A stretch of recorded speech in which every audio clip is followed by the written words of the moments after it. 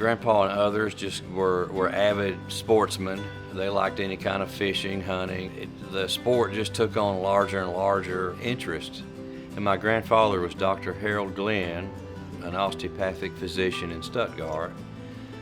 He was one of the trio who co-founded the duck calling contest in 1936. He saw the community as being a little bit down from the Depression. People were ready for something new and fresh, and certainly ready for a little prosperity. And I believe that was a major motivation, and had a lot to do with the timing of the founding of this. He was uniquely positioned, as were the other two men, in the American Legion. He was the commander of the Daniel Harder Post 48 in Stuttgart at the time in the mid-30s, and I think he was a state vice commander right after that. But one of the other gentlemen, Thad McCullum, came up with the idea, and then Grandpa sold it to the Legionnaires and the Legion Auxiliary ladies at large, and then Mr. Tyndall joined in on the committee, and they had their first duck calling contest in '36.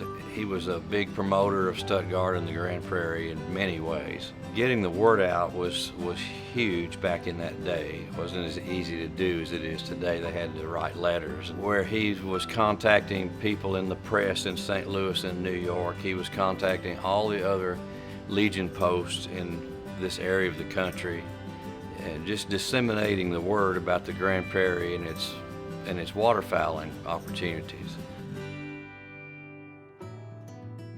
In a year or two, the contest had grown immensely and was being broadcast live in St. Louis and Little Rock. They were able to promote it through the imagery of the photographs of the flooded hardwoods with millions of ducks in the photo. And those photos started showing up in the Pulitzer newspapers initially in New York and St. Louis. Those images got put around to the weekly magazines of the time, such as Look and Post, and the contest grew and grew into what it is today in that period coming out of the war. But he would do quite a bit of duck hunting himself, and he would often have people come to town, and he and others would take them out, figures from St. Louis maybe who were members of the press and that sort of thing, so that they could get the word out better.